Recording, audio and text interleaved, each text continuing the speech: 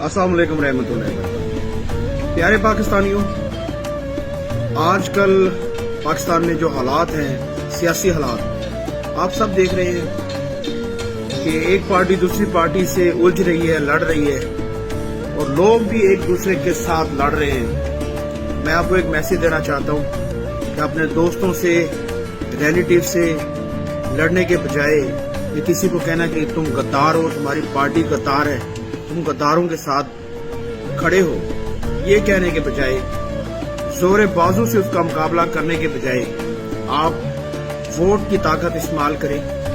आप अपने ज़मीर के मुताबिक वोट डालें।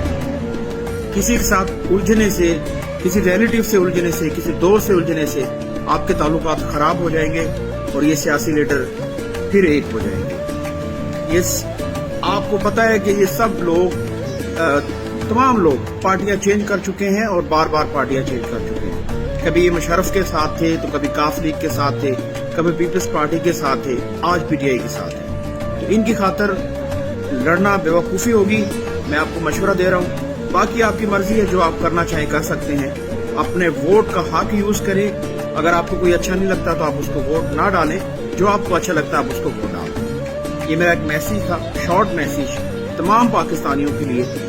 अपने रिश्तेदार, दोस्त, अहबाब को खराब मत करें। इन्होंने, सियासतदानों ने आपको कुछ नहीं देना।